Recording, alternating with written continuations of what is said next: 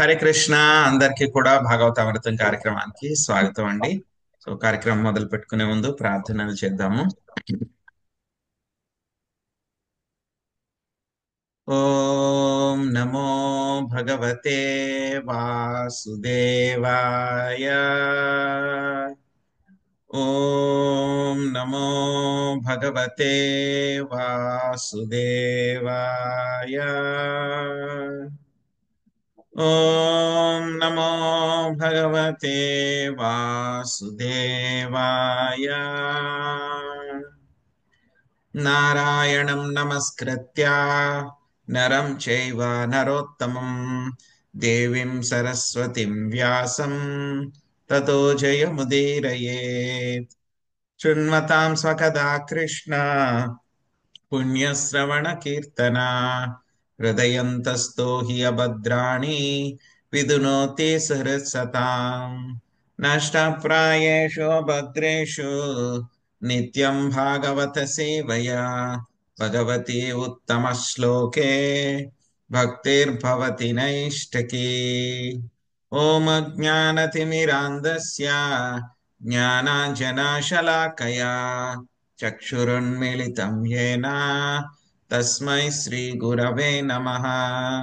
శ్రీచైతన్యమనోభీష్టం స్థాపితం యేన భూతలే స్వయం రూపా కదా మహ్యం దదాతి స్వపదాంతికం. వందేహం శ్రీగురు శ్రీయుతాపదకమలం శ్రీగురున్ వైష్ణవాంశ్చ శ్రీరూపం సాగ్రజాతం సహగణా రఘునాథాన్వితం తాం సజీవం సాద్వైతం సావధూతం పరిజనా సహితం కృష్ణ చైతన్య దేవం శ్రీరాధా కృష్ణ పాదాన్ సహగణా లలిత శ్రీ విశాఖాన్వితాంశ. హే కృష్ణ కరుణా సింధో దీనబంధో జగత్పతే గోపేశ గోపికా కాంత రాధా కాంత నమోస్తుతే. తప్త కాంచన గౌరాంగీ రాధే వృందావనేశ్వరి వృషభానుసుతే దేవి ప్రణమామి హరిప్రియే. వాంఛాకల్పతరుభ్యశ్చ కృపా సింధుభ్య ఏవ చ పతితానాం పావనేభ్యో వైష్ణవేభ్యో నమో నమః. జయ శ్రీ కృష్ణ చైతన్య ప్రభు నిత్యానంద శ్రీ అద్వైత గదాధర శ్రీవాసాది గౌర భక్త వృంద. హరే కృష్ణ కృష్ణ కృష్ణ హరే హరే హరే రామ రామ రామ రామ హరే హరే.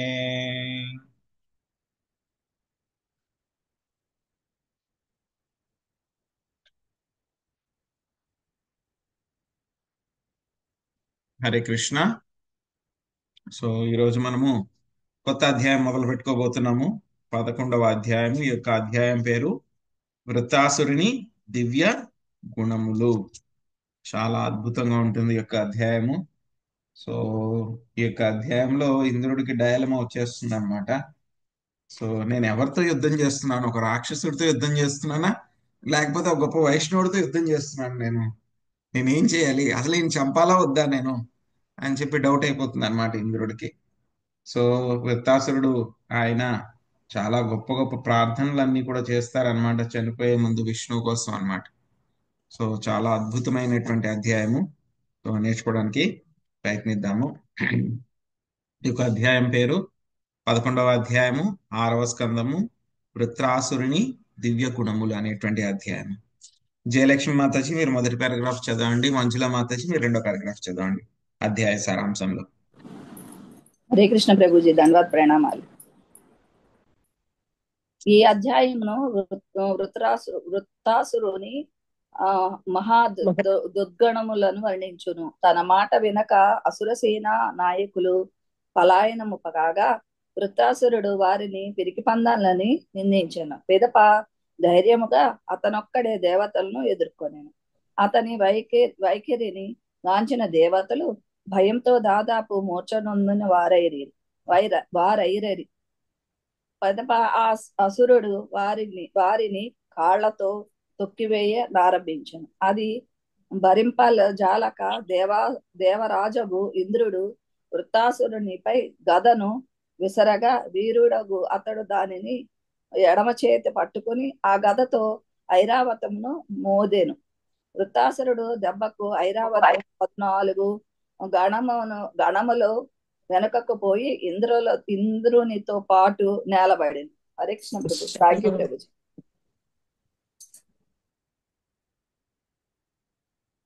హరే కృష్ణ ప్రభుజీ. ఇంద్రుడు విశ్వరూపుని తొలుత పురోహితునిగా స్వీకరించి పిదప వజించెను. అతనిని అట్టి హేయమగు కార్యమును గుర్తు చేయొచ్చు వృత్తాసురుడు ఇట్లుక్తుడైనచో అతనిపైనే పూర్తిగా ఆధారపడినచో విజయమును, సంపద, మానసిక శాంతి అనునవి నిశ్చయంగా లభింపగలవు. అట్టివాడు ముల్లోకములో కోరినదేదియును ఉండదు. భక్తి యోగమునకు ప్రతిబంధకముగు ఐశ్వర్యము నీయక కరుణామయుడగు భగవంతుడు అట్టి భక్తుని ఎడ విశేషానుగ్రహమును చూపును. కనుక భగవత్ సేవార్థము నేను సమస్తమును గోరుదును.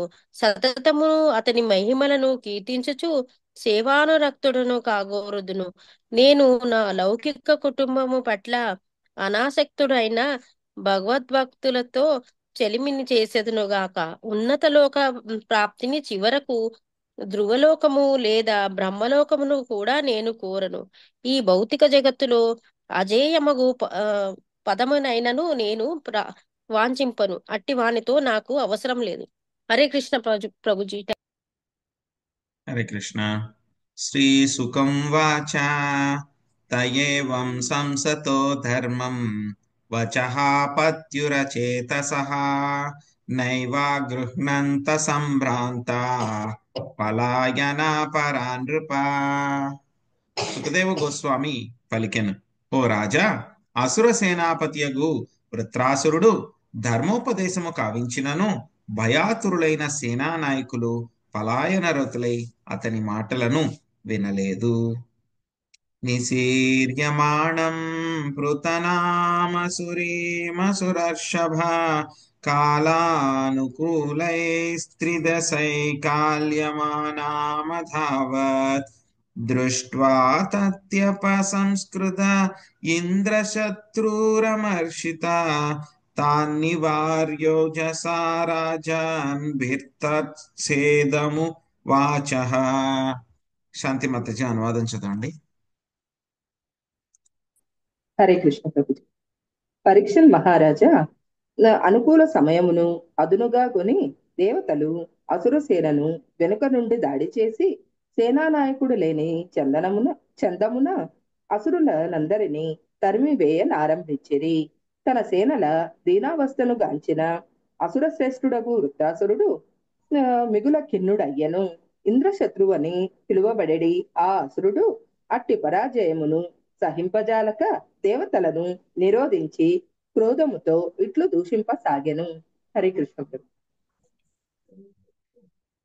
కిం వా ఉచ్చరితైర్మాతు భావద్భిపృష్ణతో హతై నహి భీతావదశ్లాఘ్యో నసర్ఘ్యాసూరమానినాం. సుబ్రహ్మణ్య ప్రభుజీ అనువాదం చదవండి. తర్వాత స్వప్న మాతాజీ మొదటి పారాగ్రాఫ్ చదవండి. భవానీ మాతాజీ మీరు రెండో పారాగ్రాఫ్ చదవండి.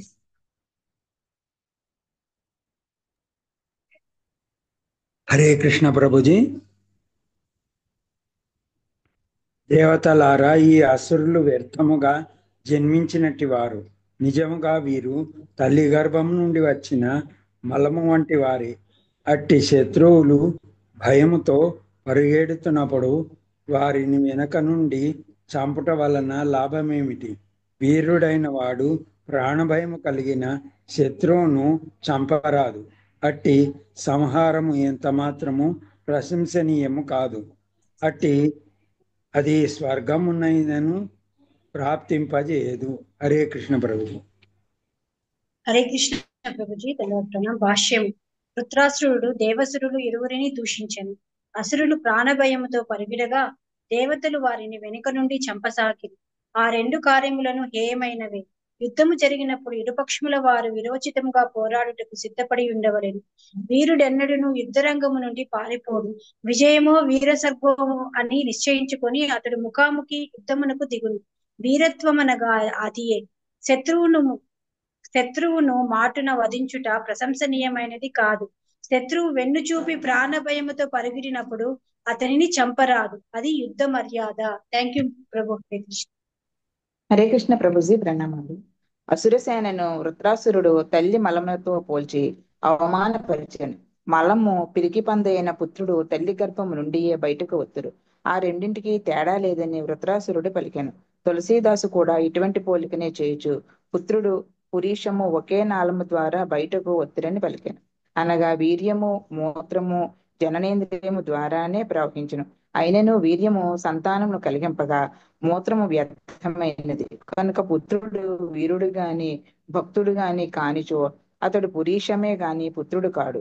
చాణుక్య పండితుడును దీనిని గూచిట్లు పలికిండెను. కోర్ధపుత్రేణ జాతేన యోన విద్వాన్న ధార్మిక కానేన చక్షుషా కింవా చక్షుపీడైన కేవలం. వీరుడు గాని భక్తుడు గాని కానట్టి పుత్రుని వలన ప్రయోజనమేమిటి?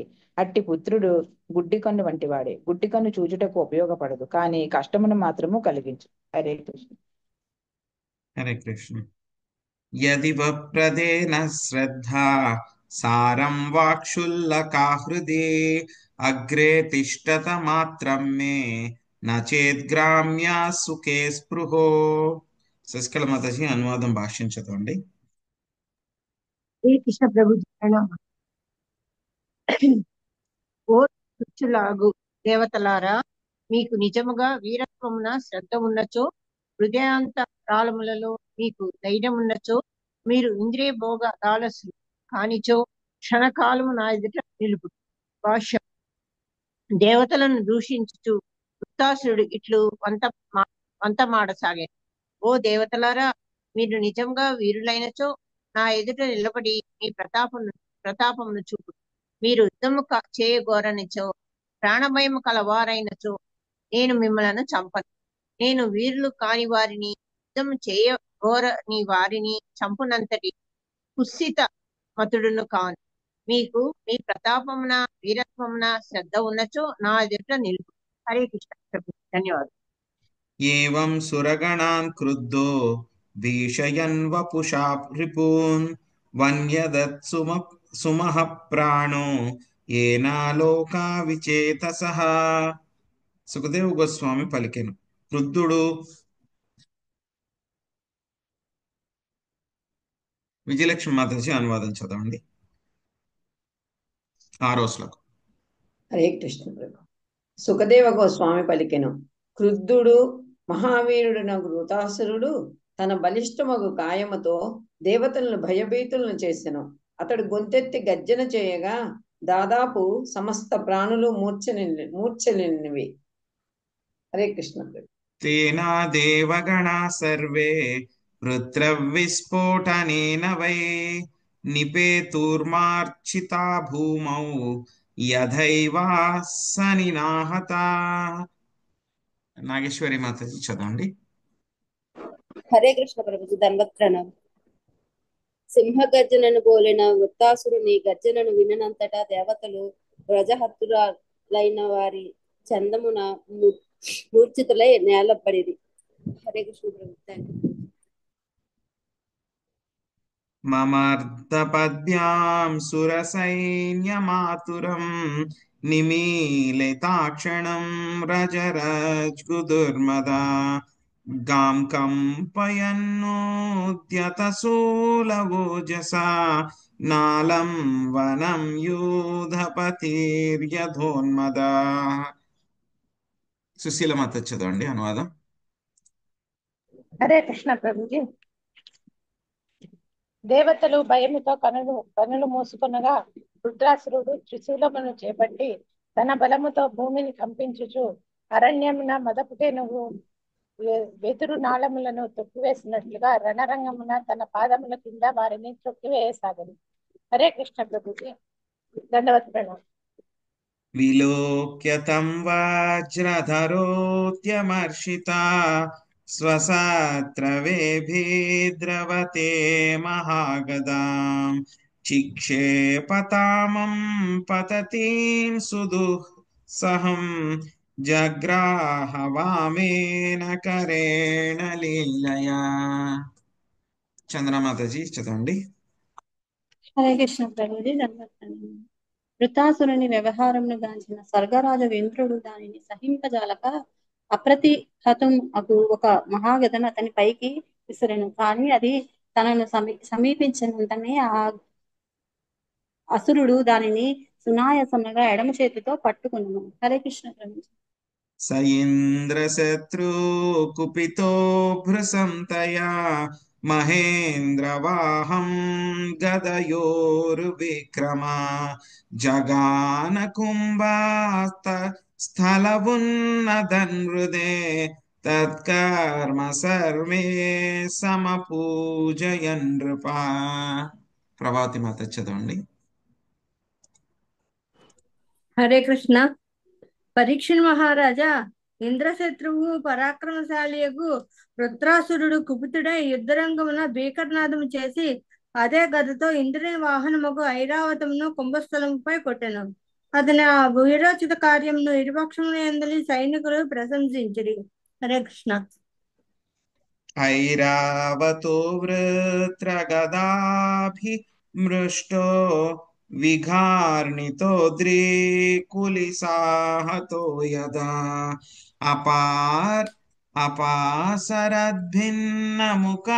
సహేంద్రో ముంచన్న సృక్సాప్తధనుర్భృసార్థా. శ్రీదేవి మాత చదవండి. హరే కృష్ణ.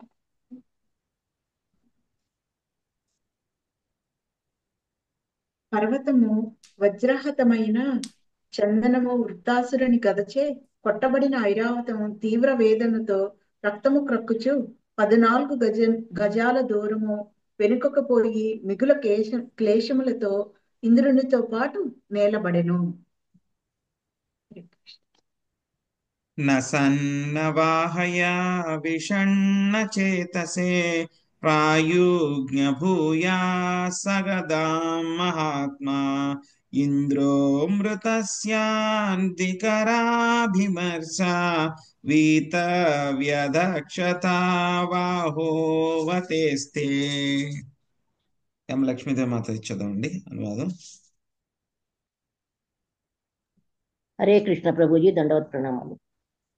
ఇంద్రవాహనమగు ఐరావతము ఆ విధముగా గాయపడి అలయుటను తన వాహనమునకు ఆ రీతి కీడు కలుగుటను గాంచి ఇంద్రుడు ఖిన్నుడగుటను చూచిన మహాత్ముడగు వృత్రాసుడు ధర్మము నెరిగిన వాడై తిరిగి ఇంద్రుని ఆ గదతో మోదుటను విరమించను.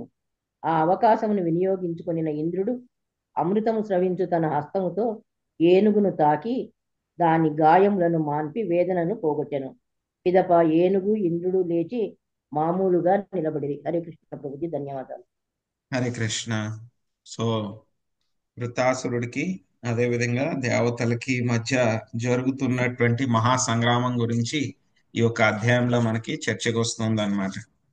సో ఎప్పుడైతే కనుక దేవతలందరూ కూడా చాలా బలవంతులైపోయి ఈ యొక్క అసురులందరినీ కూడా వాళ్ళు అటాక్ చేసినప్పుడు ఏమైంది, అసురులందరూ కూడా భయపడిపోయారు అనమాట.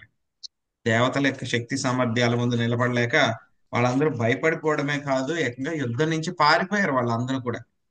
వృత్తాసురుడు వాళ్ళందరికీ కూడా ఏంటి సైన్యాధిపతి అయినా సరే పారిపోయారు వాళ్ళందరూ కూడా ప్రాణభయంతో. వృత్తాసురుడు ధైర్యంగా నిలబడ్డాడు. ఆయన నిలబడి వాళ్ళందరికీ కూడా చెప్పారు, మీరు ఇలా పారిపోవడం ఏమాత్రం మంచిది కాదు. యుద్ధంలో మనము యుద్ధం చేస్తూ చనిపోయినా సరే మనకి స్వర్గలోక ప్రాప్తి కలుగుతుంది, కాబట్టి మనం ఎలా పారిపోకూడదు అని చెప్పి వాళ్ళకి ఎంత చెప్పి వారించినా సరే వాళ్ళు ఆగలేదు. వాళ్ళందరూ పారిపోతూనే ఉన్నారు. అయ్యో వీళ్ళు ఏంటి ఇలా పారిపోతున్నారు అని చెప్పని అనుకున్నాడు వృత్తాసురుడు. సో అదే సమయంలో దేవతలందరూ కూడా ఏం చేస్తారు, పారిపోతున్నటువంటి అసురుల మీద వాళ్ళు వెనకాల నుంచి దాడి చేసి వాళ్ళని చంపడానికి ప్రయత్నిస్తూ ఉన్నారు అనమాట. సో అప్పుడు ఈయన వృత్తాసురుడికి 2 రకాలుగా ఆయనకి బాధ కలిగింది అనమాట. సో ఎందుకంటే ఇద్దరు కూడా దేవతలు అసురులు ఇద్దరు కూడా యుద్ధ నియమాల్ని పాటించట్లేదు. సో అప్పుడు ఏం చేశారు ఆయన మొత్తం ఇద్దరిని కూడా ఉద్దేశించి వాళ్ళిద్దరిని కూడా ఉద్దేశించి ఆయన పలుకుతూ ఉన్నారనమాట. సో ఏం చెప్తున్నారు, దేవతలకు చెప్తున్నారు అనమాట. ఏం చెప్తున్నారు, మీరు ఇలా వెనకాల నుంచి వీళ్ళ మీద దాడి చేస్తున్నారు. సో ఆ కాబట్టి ఇది సరైనటువంటి పద్ధతి కాదు. ఈ అసురులందరూ కూడా అనవసరంగా వాళ్ళందరూ కూడా పుట్టారు. తల్లి గర్భం నుంచి వాళ్ళు మలంతో పుట్టిన వాళ్ళతోటి సమానము. సో అటువంటి వాళ్ళని మీరు చంపడానికి వెనకాలకు వెళ్ళి మీరు కూడా చేసేటువంటి పని ఏమీ ప్రశంసనీయంగా లేదు. ఇటువంటి పని వలన ఎవరికి కూడా స్వర్గం ఏమీ ప్రాప్తించదు అని చెప్పి చెప్పారనమాట. సో మీకు కనుక నిజంగా ధైర్యం ఉంటే కనుక, యుద్ధం చెయ్యాలి అని ఉంటే కనుక, వీరత్వము ఉంటే కనుక, ఏమాత్రం కొంచెం ధైర్యం ఉన్నా, అదే విధంగా ఇంద్రియ భోగాలను వదిలిపెట్టాలి అనేటువంటి కోరిక ఉన్నా సరే ఏం చేయమంటున్నారు, క్షణకాలం పాటు నా ముందు ధైర్యంగా నిలబడండి. ఒకవేళ కనుక మీరు యుద్ధం చెయ్యాలి అని ఉంటే కనుక యుద్ధం చేయండి. ఒకవేళ యుద్ధం చేయకూడదు అనుకున్నారు అనుకోండి, నేను మిమ్మల్ని వదిలేస్తాను, ఏం చేయను మిమ్మల్ని.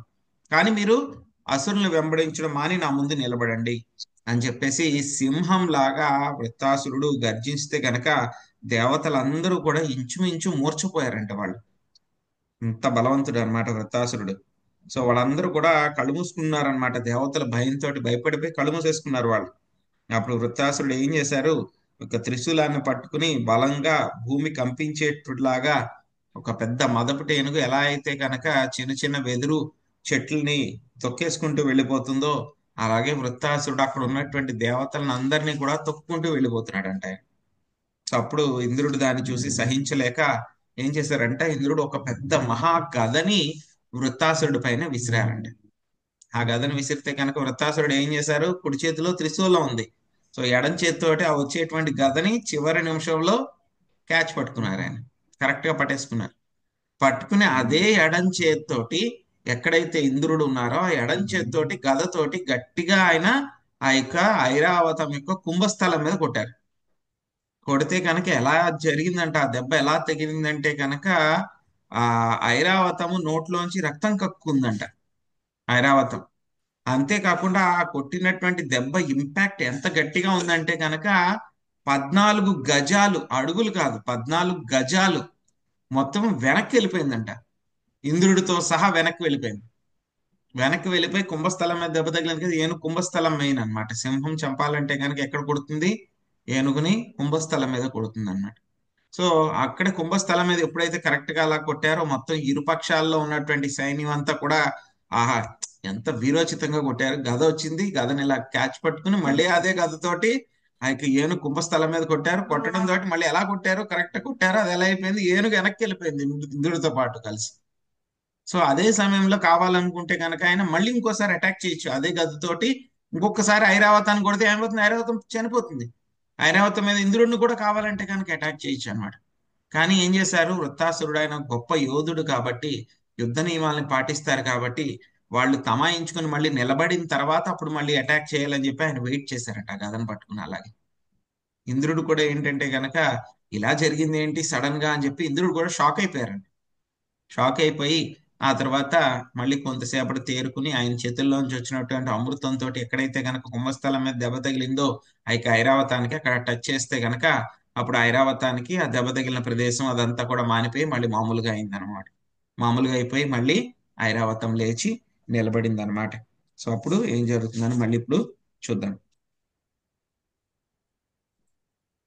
సతం నృపేంద్ర హవకామ్యయా రిపం వజ్రాయుధం భ్రాతృహణం విలోక్య స్మరంస్య తత్కర్మరుసం సహ సమాహం శోకేన మోహేన హసాంజగాధ. మహాలక్ష్మి మాత చదవండి.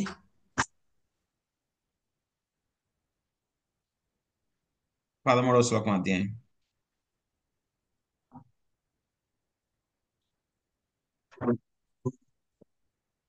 స్వప్న మాతాజీ చదవండి మీరు. హరే కృష్ణ ప్రభు. రాజా తన శత్రువు భ్రాతృహంతకుడు నగు ఇంద్రుడు యుద్ధ వాంఛితుడై వజ్రాయుధమును చేబూని ఎదుట నిలబడుటను గాంచిన వీర వృత్రాసురుడు అతడెంత క్రూరముగా తన సోదరుని సంహరించెను గుర్తు తెచ్చుకొనెను. ఇంద్రుని పాపకర్మలను తలుచుకుని శోకమోహములతో విభ్రమమునకు గురి అయిన అతడు వ్యంగ్యముగా నవ్వుచూ ఇట్లు పలికెను. Thank you. శ్రీవృత్రం వాచా దిష్ట్యా భవాన్ మే సమవస్థితో రిపు రియో బ్రహ్మః గురుః భ్రాతృః చ దృష్ట్యా నృణోద్యా హమసత్తమత్వయా మచ్చూల నిర్భిన్న దృసదృదాచిరా. రాధమ్మ మాతాజీ చదవండి.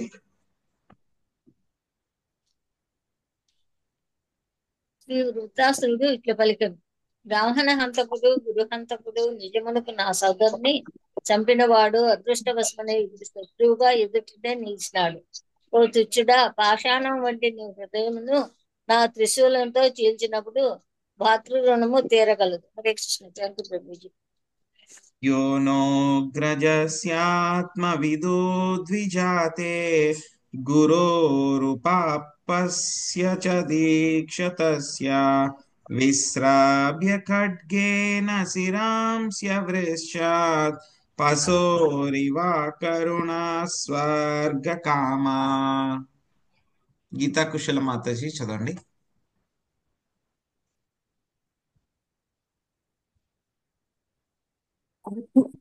ఆత్మవిధుడు పాపరహితుడు నీ ప్రధాన పురోహితులుగా నియమింపబడిన యోగ్యుడగు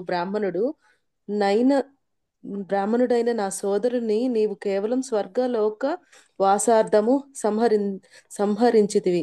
గురువైన అతనికి నీవు యజ్ఞ నిర్వహణ భారమును అప్పచెప్పినప్పటికీ తదనంతరము పశువును వధించిన విధముగా నిర్దయతో అతని శిరమును ఖండించితివి. హరే కృష్ణ ప్రభుజీ. శ్రీహృదయా కీర్తిభిరుజ్జితం త్వాం స్వకర్మణా పురుషాదైశ్చ గర్హ్యం కృచ్ఛేణ మచ్చూల విభిన్న దేహ మస్పృష్టవహ్నిం సమదంత గృధ్రా. శాంతిమత చదవండి. హరే కృష్ణ ప్రభుజీ. సిగ్గు, దయ, కీర్తి, సంపదలను నీవు కోల్పోయితివి. కర్మఫలముగా అట్టి సద్గుణములను నశించిన నీవు రాక్షసుల చేతను నిందనీయుడవైతివి. ఇప్పుడు నా త్రిశూలముతో నీ దేహమును చీల్చివేసేదను. తీవ్ర వేదనతో నీవు మరణించి నంతటా అగ్ని అయినను నిన్ను తాకజాలదు. గ్రద్దలే నీ శరీరమును భక్షింపగలవు. హరే కృష్ణ. అన్యేను ఏ త్వేహనుసం సమజ్ఞా యదూత్యతాస్రం ప్రహరంతి మహ్యం తైర్భూతనాదాన్ సగణాన్ నిశీత త్రిశూల నిర్భిన్న గలైర్యజామి. శశికళ మాతాజీ చదవండి. హరే కృష్ణ. నీవు సహజంగానే క్రీడుడవు. నా శౌర్యము ఎరుగని ఇతర దేవతలు నిన్నే అనుసరించుతూ ఆయుధములతో నాపై దాడి చేసినట్టు వాడి అయిన శూలంతో వారి శ్రమలను ఖండించి వానితో భైరవునికి ఇతర భూతగణములకు యజ్ఞము చేసింది. హరే కృష్ణ ప్రభు. హరే కృష్ణ. సో ఎప్పుడైతే కనుక ఇంద్రుడు ఆ విధంగా పడిపోయాడో ఇంద్రుడు మళ్ళీ కోలుకోవడానికి అవకాశం ఇచ్చారు. మళ్ళీ ఇంద్రుడు కోలుకున్న తర్వాత అప్పుడు వృత్తాసురుడు ఏం చేస్తున్నారు, ఇంద్రుడికి ఆయన దూషిస్తూ ఉన్నారనమాట.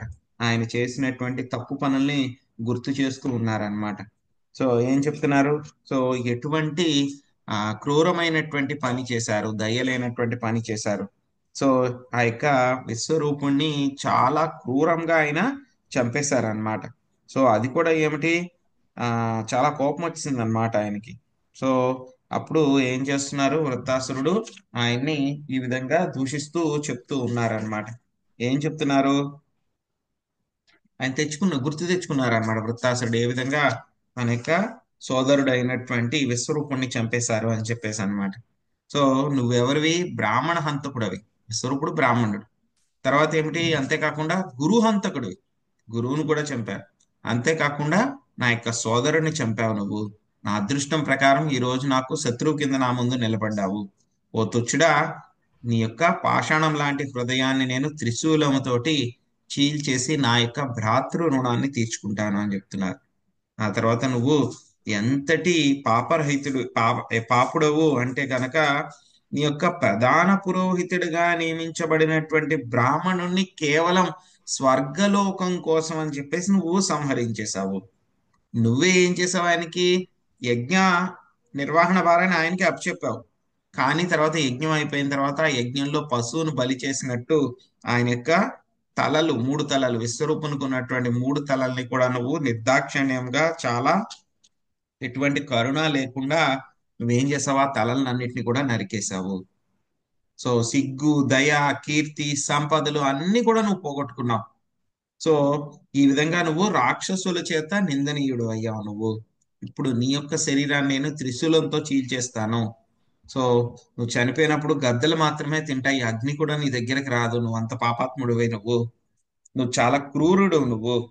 సో ఇప్పుడు ఎవరైతే గనక దేవతలు నీలాగే క్రూరత్వంతో నా మీద ఆయుధాలతో దాడి చేస్తే గనక వాళ్ళని కూడా నేను చంపేసి ఏం చేస్తాను? నేను భూతగణాలకి యజ్ఞం చేస్తాను అని చెప్తున్నారనమాట. సో ఆ తర్వాత మళ్ళీ ఏం చేస్తారంటే గనక వృత్తాసురుడు ఇంద్రుడికి మళ్ళీ బోధిస్తారనమాట ఏం చేయాలి, ఏం చేయకూడదని. సో అది మళ్ళీ మనకి 18వ శ్లోకం నుంచి వస్తాయి. అదేంటో చూద్దాం. అదో హరే మే కులిసేన వీరా అత్తా ప్రమద్యైవ శిరో యదీహ తత్రానృణో భూత బలిం విధాయ మనస్వినాం పాదరజ ప్రపత్యే. మహాలక్ష్మి మాతాజీ మీరు అనువాదం చదవండి, తర్వాత విజయలక్ష్మి మాతాజీ మీరు భాష్యం చదవండి. హరే కృష్ణ ప్రభుజీ దండ ప్రణామాలు. ఓ వీరుడా ఇంద్ర, కాని యుద్ధమున నీవు వజ్రాయుధముచే నా శిరమును ఖండించి నా సైన్యమును సంహరించినచో మహదానందముతో నా శరీరమును ఇతర జీవులకు, నక్కలకు, గ్రద్దలకు అర్పించెదను. ఆ విధముగా నా కర్మఫలము తీరిపోయి నారదముని వంటి భక్తులు, మహాభక్తుల పాద పద్మధూళిని పొందగలిగడి మహద్భాగ్యము నాకు కలుగగలదు. హరే కృష్ణ ప్రభుజీ దండ ప్రణామాలు. హరే కృష్ణ ప్రభుజీ. భాష్యము. శ్రీ నరోత్తమ దాస ఠాకూర్లు ఇట్లు గానము చేసి ఉండిరి. ఏయి చెయ్యగోసాని ఆరా మై తార దాస తాన్ సబార పాదరేణు మోర పంచగ్రాస. నేను షడ్గోస్వాముల సేవకుడును, వారి పాదపద్మధూళియే నాకు పంచభక్షములు కాగలవు. వైష్ణవుడు ఎల్లవేళలా పూర్వ ఆచార్యులు వైష్ణవుల పాదపద్మధూళినే వాంఛించును. ఇంద్రునితో జరుగుతున్న యుద్ధమున తన మరణము తథ్యమని వృతాసురుడు ఎరిగి ఉండెను. అది విష్ణు భగవానుని కోరిక ఒకటియే దానికి కారణము. మరణాంతరము తాను భగవద్ధామమునికి ఒకటి నిశ్చయమని ఎరిగి ఉన్నందున అతడు మరణమునికై సిద్ధపడి ఉండెను. అది ఏ మహోన్నతమగు గమ్యము. వైష్ణవుని కరుణతో అది లభ్యమగును. చాడియా వైష్ణవ సేవ నిస్తార పాయేచే కేబా.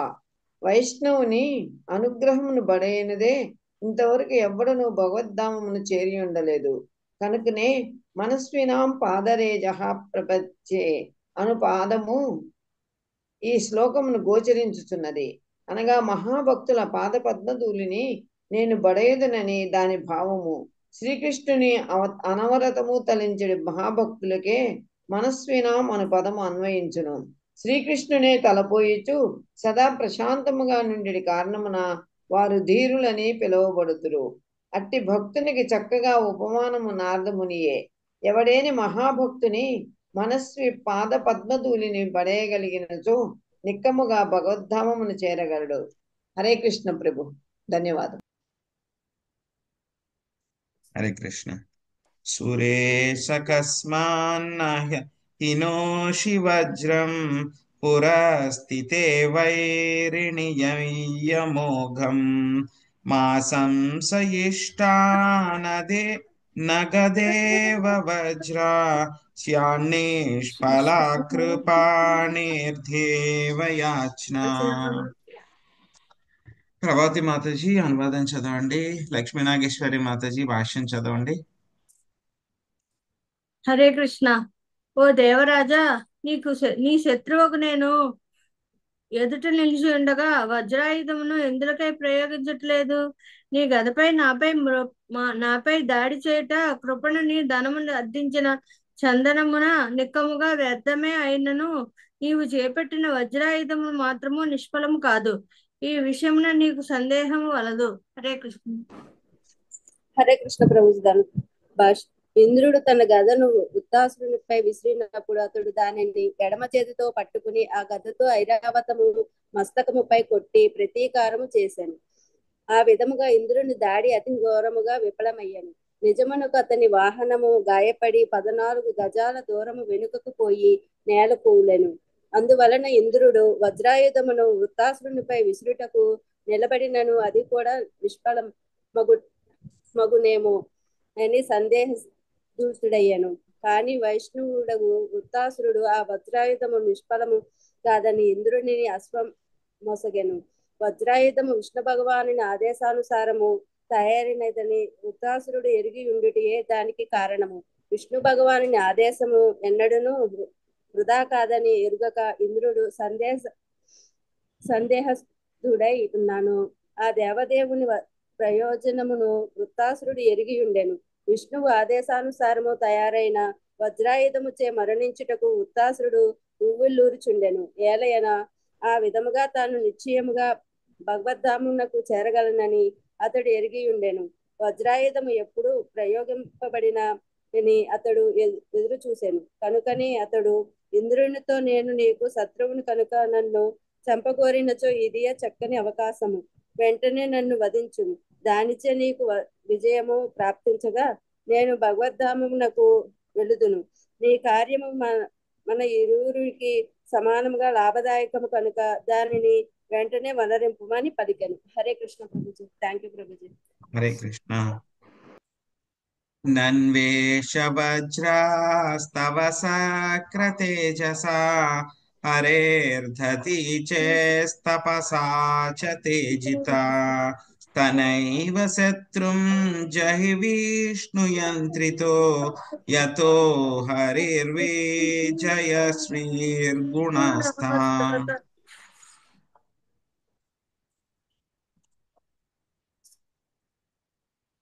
హైమ మాతజీ మీరు అనువాదం చదవండి. చందన మాతజీ మీరు భాష్యం చదవండి.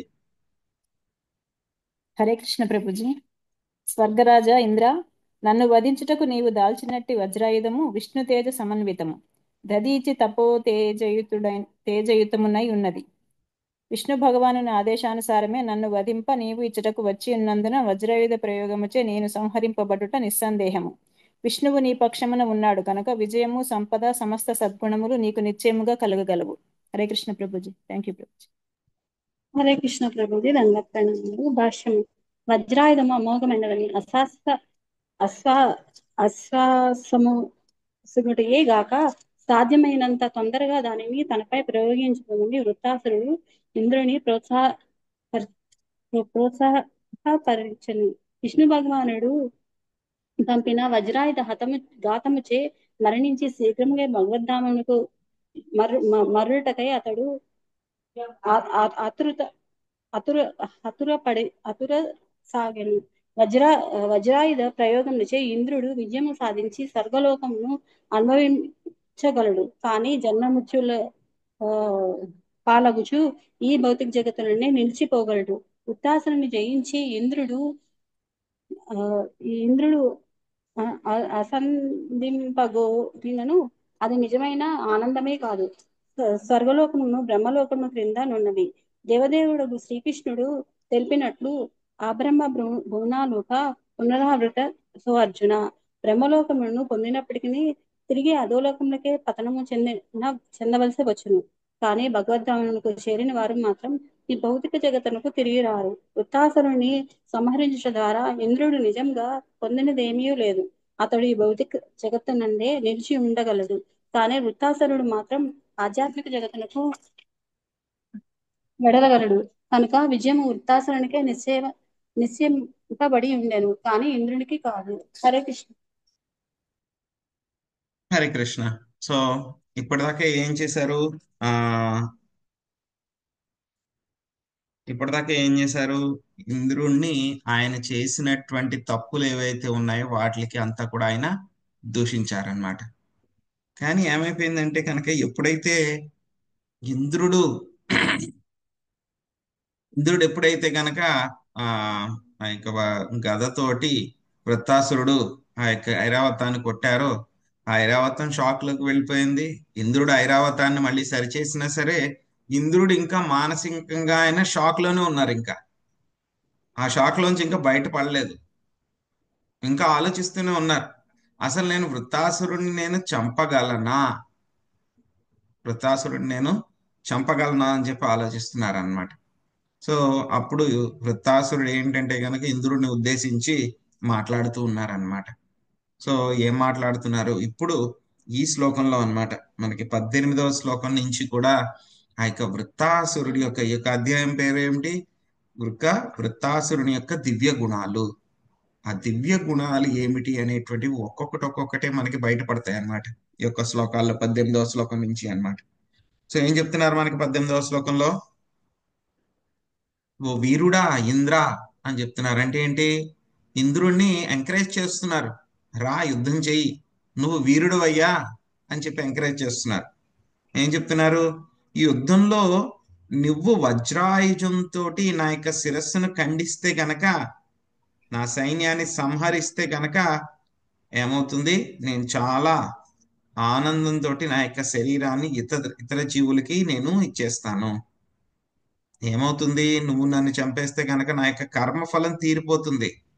తీరిపోయి నారద ముని లాంటి మహాభక్తుల యొక్క పాదధూళిని పొందేటువంటి మహద్భాగ్యము నాకు కలుగుతుంది అని చెప్పి చెప్తున్నారు. చూడండి ఎంతగా హై లెవెల్ అన్నమాట వృత్తాసురుడు ఆయన. సో ఆ యొక్క ఇంద్రుడితో జరుగుతున్నటువంటి యుద్ధంలో నేను చనిపోతాను అని చెప్పి వృత్తాసురుడికి ముందే తెలుసు. ఎందుకంటే కనుక అది విష్ణు భగవానుడి యొక్క కోరిక కాబట్టి. సో ఇంకోటి కూడా తెలుసు, నేను చనిపోయిన తర్వాత భగవద్ధామానికి వెళ్ళిపోయి నారదముని లాంటి శుద్ధ భక్తుల యొక్క పాదధూళిని నేను దేవుడికి పొందుతాను. ఫ్యాక్టరీకి దేవుడి దగ్గర ఎదురుగా పెట్టి విష్ణు భగవానుడి యొక్క కోరిక. అదే విధంగా నేను భగవద్ధామానికి వెళ్ళిపోతాను అని చెప్పేసి ఆయనకి నమ్మకం అన్నమాట. సో ఇక్కడ మనకి ఏం చెప్తున్నారు? వైష్ణవుల యొక్క పాదధూళి దొరక్కపోతే కనుక ఎవరూ కూడా భగవద్ధామానికి వెళ్ళలేరు, అది చెప్తున్నారన్నమాట. మనం ఎన్ని రకాలుగా వర్ణాశ్రమ పద్ధతుల్లో బ్రహ్మచర్యం పాటించినా, అదేవిధంగా గృహస్థాశ్రమంలో చేయాల్సినటువంటి పనులన్నీ చేసినా, వానప్రస్థం తీసుకుని మనం అడవుల్లోకి వెళ్ళిపోయినా, సన్యాసాశ్రమం తీసుకుని సన్యాసాశ్రమ ధర్మాలన్నీ కూడా పాటించిన, ఇంకా మనకి వేదాల్లో చెప్పినటువంటి యజ్ఞ నియమాలు అన్ని కూడా పాటించినా సరే, అదేవిధంగా గొప్ప గొప్ప తపస్సులు చేసిన, ఎండాకాలంలో సూర్యుడి కింద నిలబడి అదేవిధంగా చుట్టూరు మంటలు పెట్టుకుని మనం తపస్సులు చేసిన, చలికాలంలో చన్నీళ్ళలో మునిగి ఆ యొక్క మంచు లాంటి ప్రదేశాల్లో కూర్చుని తపస్సు చేసిన, ఎన్ని చేసినా సరే మనకి శ్రీకృష్ణ భగవానుడి యొక్క కరుణ పొందాలి అని అంటే కనుక కుదరదు. అది కేవలం దేని వల్ల సాధ్యమవుతుంది? ఎవరైతే శుద్ధ భక్తులు ఉంటారో ఆ భక్తుల యొక్క పాదధూళితోటి వాళ్ళు తరింపబడనిదే వాళ్ళకి శ్రీకృష్ణ భగవానుడి యొక్క కరుణ కలగదు, వాళ్ళు భగవద్ధామానికి చేరుకోలేరు. సో అదే విషయాన్ని మనకి ఇక్కడ అదే చెప్తున్నారనమాట. మనస్వినాం పాద రజ ప్రపత్స్యే అని చెప్పి చెప్తున్నారు.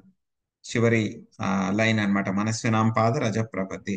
అంటే భక్తుల యొక్క పాద పద్మధూళిని పొందకుండా ఎవరు కూడా శ్రీకృష్ణ భగవానుడి యొక్క పాదాలని వాళ్ళు పొందలేరు అని చెప్పి చెప్తున్నారు. శ్రీకృష్ణుని తలపోస్తూ ఎవరైతే ప్రశాంతంగా ఉంటారో వాళ్ళని ఏమంటారు? ధీరులు అని చెప్పని అంటారు అనమాట. సో ఆ విధంగా ఏం చెప్తున్నారు? సో నా 3 విషయాలు చెప్పారు ఇక్కడ ఈ శ్లోకంలో. ఒకటి, నా యొక్క కర్మ ఫలితాలు ఏవైతే ఉన్నాయో అవన్నీ కూడా పూర్తయిపోతాయి. నా యొక్క శరీరాన్ని అంతటిని కూడా నేను ఇతర జీవితాలందరికీ కూడా ఇచ్చేస్తాను. నేను ఏమైపోతుంది? అయిపోయిన తర్వాత నేను భగవద్ధామానికి వెళ్ళిపోతాను. అక్కడ నాకు నారదముని లాంటి భక్తుల యొక్క పాద పద్మధూళి నాకు దొరుకుతుంది అని చెప్తున్నారు. ఆ తర్వాత ఏం చెప్తున్నారు? ఎందుకంటే కనుక ఇక్కడ మనం గమనించాల్సినటువంటి విషయం ఏంటి అంటే కనుక ఇంద్రుడికి ఆ యొక్క వజ్రాయుధం అంతా కూడా దొరికేలాగా చేశారు. విష్ణు భగవానుడు కూడా చెప్పారు ఆ యొక్క వజ్రాయుధం తోటి నువ్వు విజయుడు అవుతావు అని చెప్పేసి. కానీ ఎప్పుడైతే కనుక ఈ గద ఎపిసోడ్ జరిగింది కదా ఇప్పుడే, దానివల్ల ఇంద్రుడు చాలా డౌట్ వచ్చింది అనమాట. సో అసలు నేనేమన్నా చేయగలనా, అసలు వజ్రాయుధం అయినా సరే ఈ యొక్క వృత్తాసురుడి మీద పనిచేస్తుందా పనిచేయదా? సో అంటే ఇంద్రుడికి ఆ మాటల మీద నమ్మకం లేదు, కానీ వృత్తాసురుడికి ఆ విష్ణు యొక్క మాటల మీద నమ్మకం ఉందన్నమాట. సో అందుకని 19వ శ్లోకంలో ఏం చెప్తున్నారు, నువ్వు ఎందుకయ్యా వజ్రాయుధాన్ని నా మీద ప్రయోగించట్లేదు? అనవసరంగా ఆ చిన్న చిన్న ఆయుధాలు గదలు అవి ఇవి పట్టుకుని అనవసరంగా నా మీద ప్రయోగిస్తూ ఉన్నావు. వెంటనే వజ్రాయుధాన్ని వేసేయి నా మీదకి. వజ్రాయుధం ఎంతో శక్తివంతమైందయ్యా, మిగతా ఆయుధాలన్నీ కూడా ఏం చేస్తాయి నన్ను? ఎవరైనా సరే ఓ పిసినారి దగ్గరికి వెళ్ళి డబ్బులు ఇమ్మంటే కనుక ఎంత ఇస్తాడు? ఏదో ఒక 10 రూపాయో ఒక పావలానో ఇస్తాడు. అలాగే నువ్వు వేసే మిగతా ఆయుధాలన్నీ కూడా నా మీద అలాంటి ఫలితాలని చూపిస్తాయి.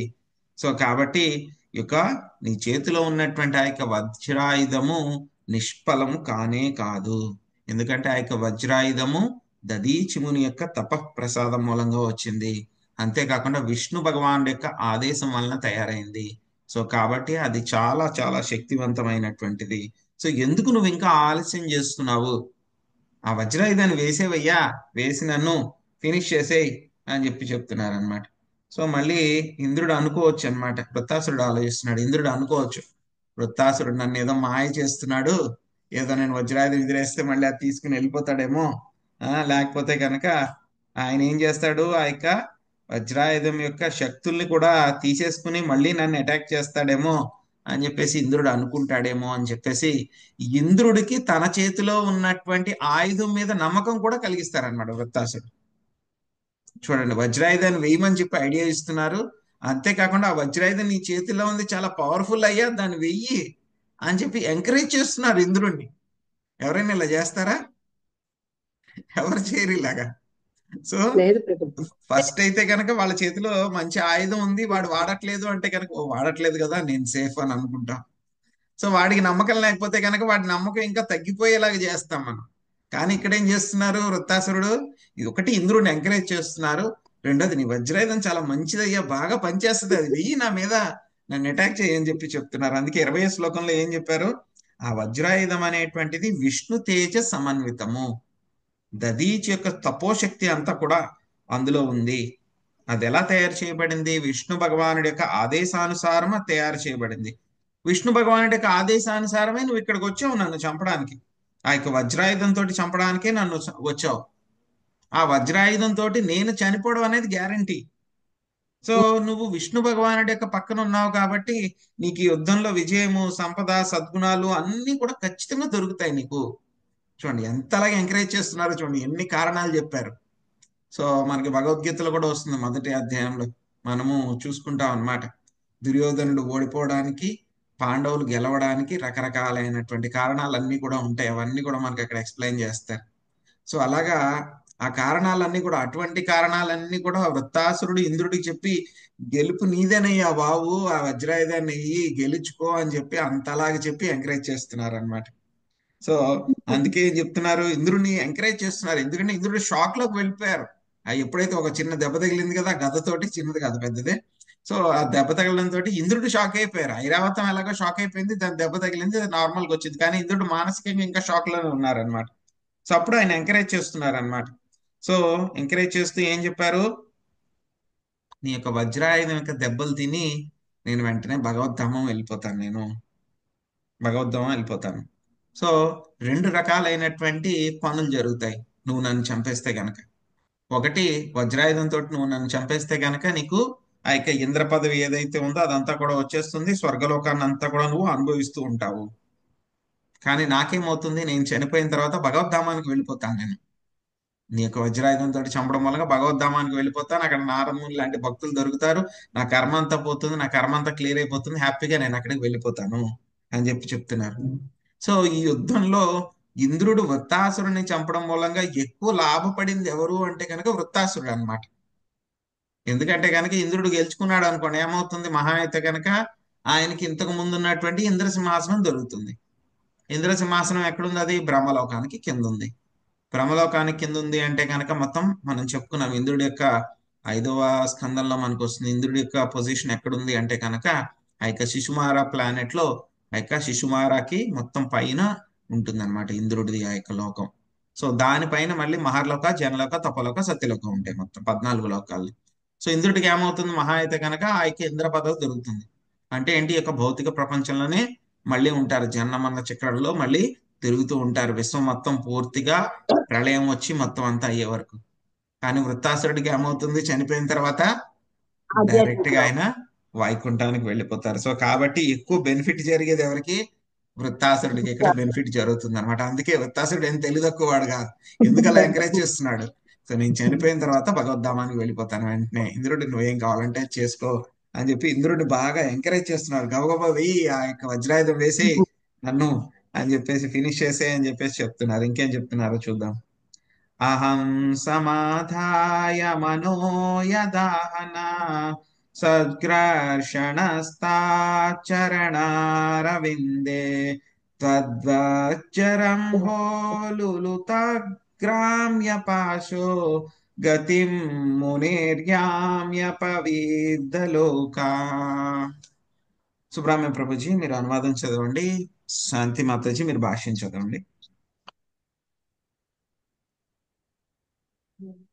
హరే కృష్ణ ప్రభుజీ. నీ వజ్రాయుధ వేగంచే నేను భవబంధ విముక్తుడనై ఈ దేహంను భౌతిక వాంఛామయమగు ఈ ప్రపంచమును వీడగలను. మనస్సును సంకర్షణుని పాదపద్మములపైననే సంలగ్నము చేసి అతడు పలికినట్లుగా నారదాది భక్తుల గతిని పొందగలను. హరే కృష్ణ ప్రభుజీ. హరే కృష్ణ. భాష్యము. మరణ సమయమున అత్యంత ముఖ్యమైన కార్యము మనస్సును కేంద్రీకరించుటయేనని అహం సమాధాయ మనః అను పద సమూహము సూచించుచున్నది. మనుజుడు తన మనస్సును శ్రీకృష్ణుడు, విష్ణువు, సంకర్షణుడు లేదా ఏదేని విష్ణుతత్వము యొక్క పాదపద్మములపై సంలగ్నము చేయగలిగినచో జీవితము ధన్యము కాగలదు. తన మనస్సు సంకర్షణుని పాదార విందములపై నిలిచి ఉన్నప్పుడు మరణించుటకై వృత్రాసురుడు వజ్రాయుధమును ప్రయోగింపమని ఇంద్రుని అడిగెను. విష్ణు భగవానుడు ఒసగినట్టి వజ్రాయుధముచే అతడు మరణించుట తథ్యము. అది విఫలమయ్యడి ప్రశ్నయే లేదు. కనుక ఆ వజ్రాయుధమును శీఘ్రమే ప్రయోగింపమని వృత్రాసురుడు ఇంద్రుని అర్థించెను.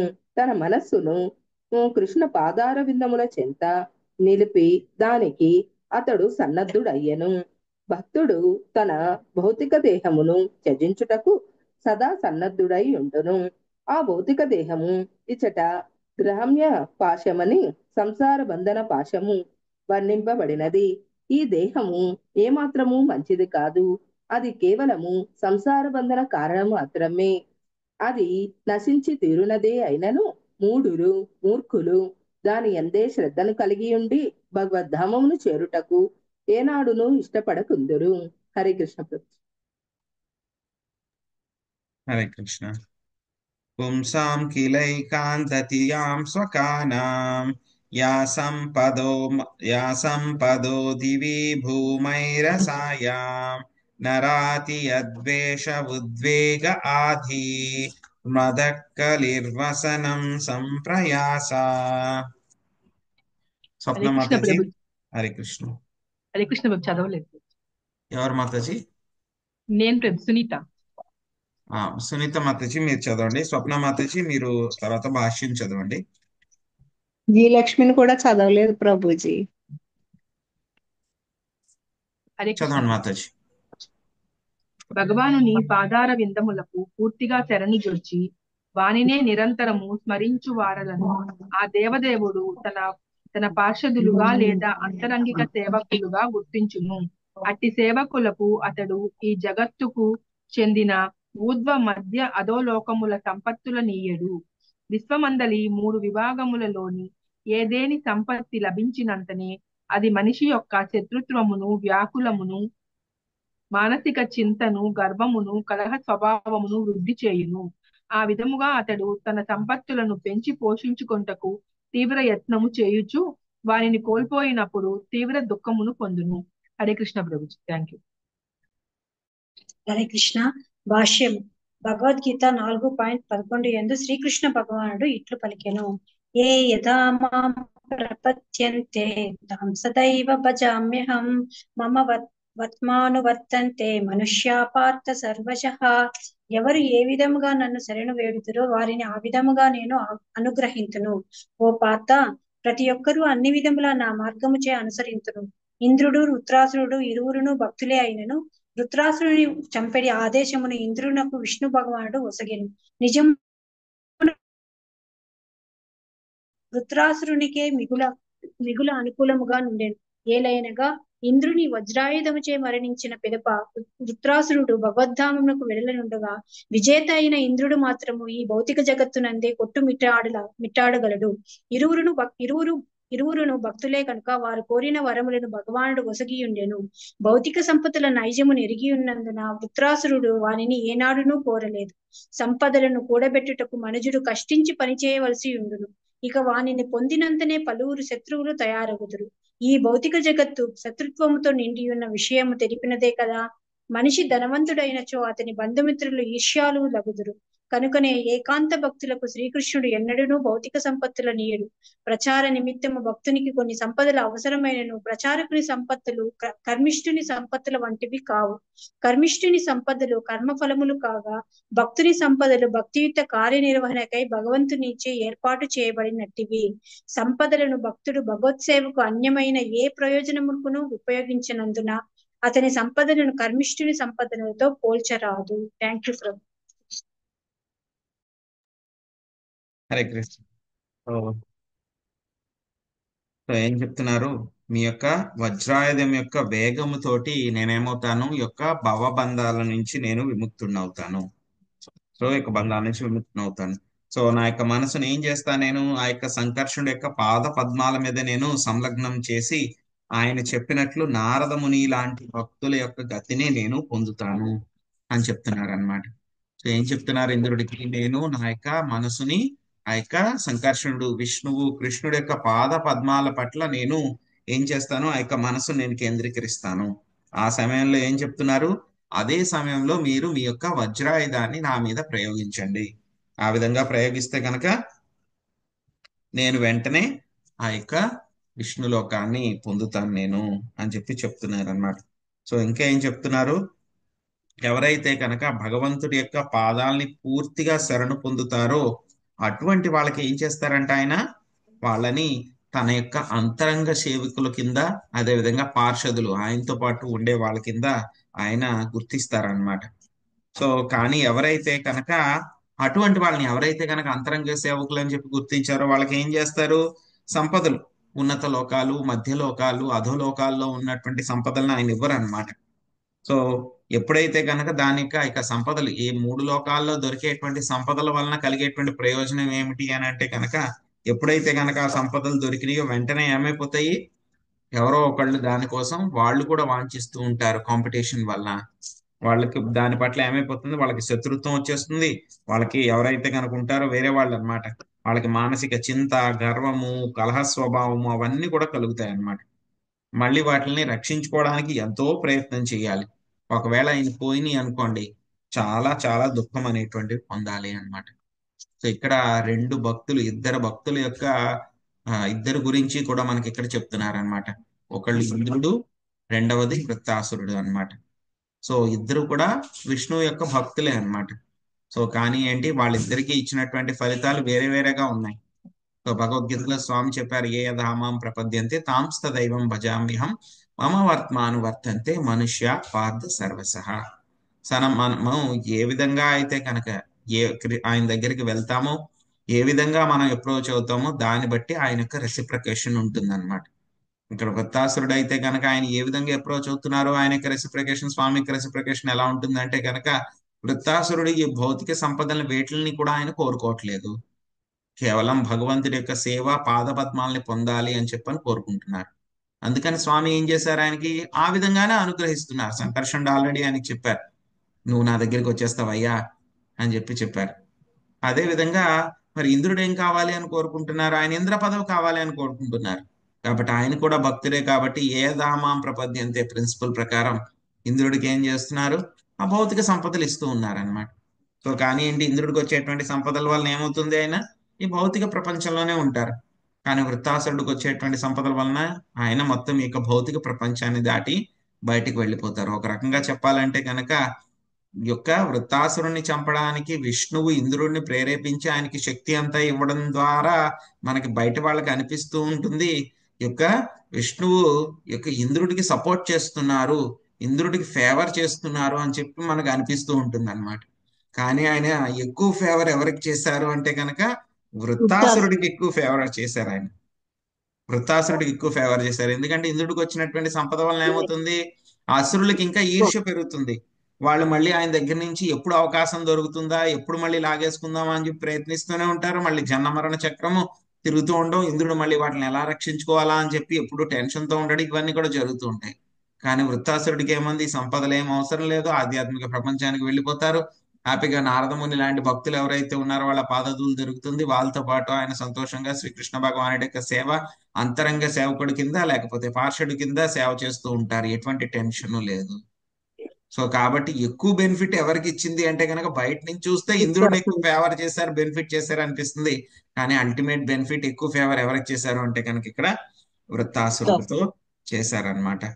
సో కాబట్టి ఇక భక్తులకి వచ్చేటువంటి సంపదలు అన్నమాట, వాటిని కర్మిష్ఠులకు వచ్చేటువంటి సంపదలు రెండింటిని కూడా పోల్చకూడదు. కర్మిష్ఠులకు వచ్చేటువంటి సంపదల మూలంగా ఏమవుతారు? మనం చూస్తాం, ఎవరైనా సరే బాగా సంపాదించుకున్నారు అనుకోండి, మొదట్లో ఏమీ లేదు, మధ్యలో బాగా సంపాదించుకున్నారు అనుకోండి, ఏమైపోతుంది? అప్పుడుతో మనతో పాటు ఉన్నటువంటి బంధువులు, మనతో పాటు సమానంగా ఉన్న బంధువులందరూ కూడా వెంటనే ఏమైపోతుంది? వాళ్ళందరికీ కూడా జలసి వచ్చేస్తుంది. నాతో పాటే ఉన్నాడు వీడు నాకన్నా వీడు పెద్ద ఇల్లు కట్టేసుకున్నాడు, లేకపోతే ఒక 2 ఎకరాల పొలం కొనేసుకున్నాడు అని చెప్పి వాడికి ఈర్ష్య కలిగి వాళ్ళందరూ కూడా ఏం చేస్తారు? వీడిని ఎలాగా బాధ పెట్టాలా, ఎలా వీడిని వెనక్కి లాగాలా, ఎలాగ వీడిని దూషించాలా, ఎలాగ వీడికి ఆనందం కలగకుండా చెయ్యాలా అని చెప్పి అందరూ ప్రయత్నిస్తూ ఉంటారు. ఒక పక్క నుంచి మనకి ఏదైనా వచ్చినా సరే రెండో పక్క నుంచి వాటిని లాగడానికి, బాధ పెట్టడానికి ప్రయత్నిస్తూ ఉంటారు. ఇది భౌతిక ప్రపంచంలో వచ్చేటువంటి సంపదలు అన్నమాట.